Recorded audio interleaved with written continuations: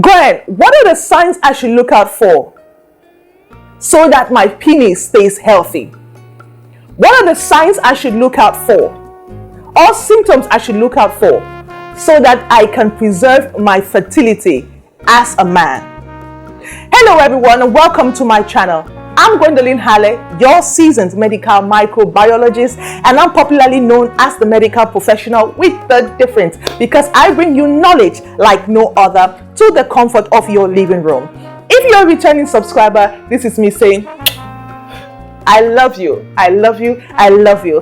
And if you just hopped on this channel and on this video, please smash that subscribe button and turn on that notification bell so that when I drop juicy content like this, you'll be the first to watch. So what are we waiting for? Let's roll in. We'll be talking about any changes in a male that he should look out for. That means whether he's 5 years old, whether he's 10 years old, 50, 40, 70, this is what you should take note of. And I would like to encourage men, please, teach your boys this. Teach a man how to examine himself. It's very important. And the first on our list is rashes, bumps, sores on the penis. If you are having any of these, please go to the doctors. It may not just be sores or rashes caused through a bacterial infection. It could also be a viral infection. Number 3, if your ejaculation has changed. Now, I'm talking about no ejaculation, delayed ejaculation, premature ejaculation, and retrograde ejaculation. If you swap from no ejaculation to premature ejaculation to retrograde, or if you were having your ejaculations normally and all of a sudden it switches to any of the 4 that I have mentioned, erectile dysfunctions I have mentioned, please do go to your doctor. Number 3, any swelling or rashes on the testicles. This is very, very common. Very common. And this should be taught to boys even at the age of 5. They should be able to examine their balls when they are having a shower, when they have some soap on and it's a lead. They can check if they're having any pain or swelling on their testicles. And most importantly, as a parent, you should make sure that the man's testicles drops out, the boy's testicle drops out of his body before the age of 2. Very important. Number 4, if you are having no morning erections, and I'm talking of a guy who is from puberty upwards, after puberty, you're supposed to be having erections, morning woods, penile tumescence every morning, except you are ill or maybe you're under stress, but it should not be like very recurrent. Go to the doctor. The next is if you're having pain while urinating. Anytime you are having pain while you pee, it may be sign of a sexually transmitted disease or a urinary tract infection. Next point, trauma or injury on the penis. And this injury could occur during sex or during any other activities.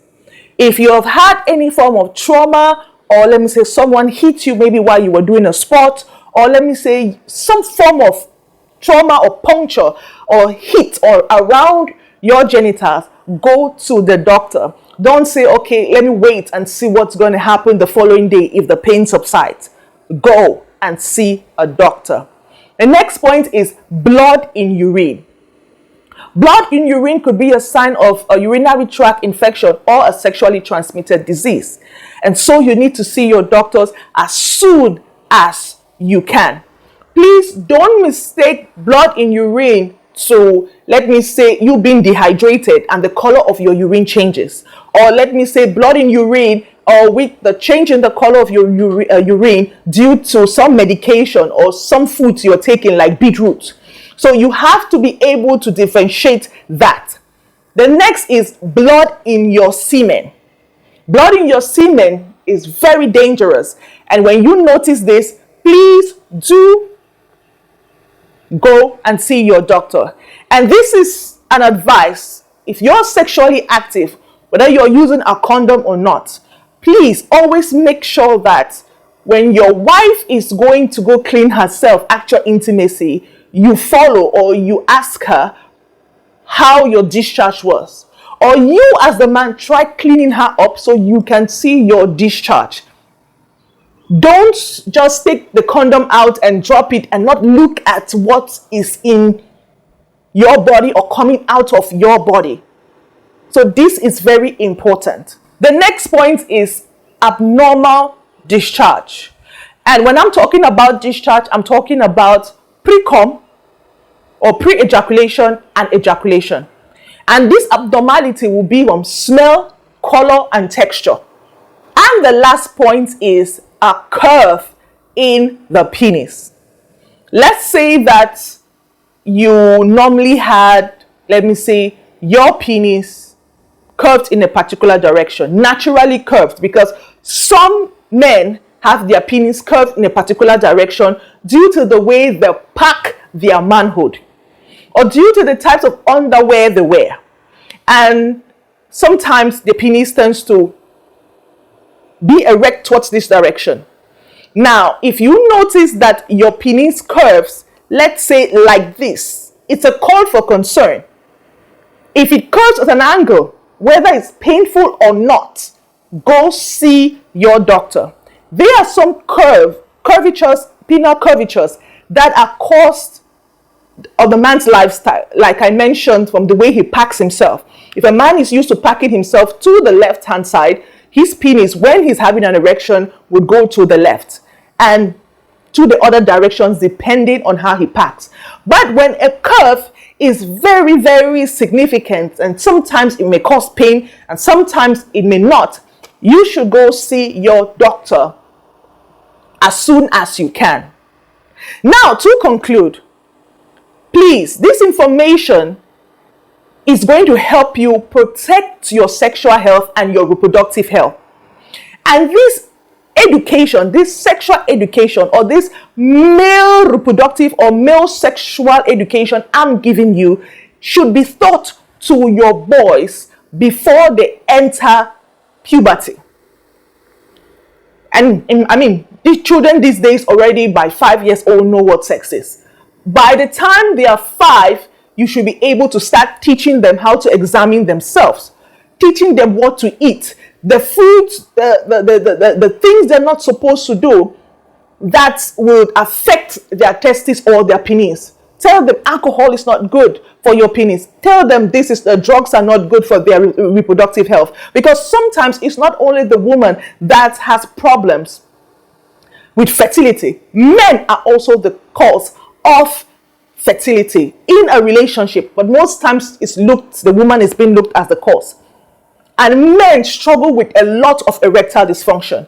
But if a man was taught, or if a boy was taught about his reproductive health and sexual health from a younger age, he will not be experiencing erectile dysfunction when he becomes sexually active.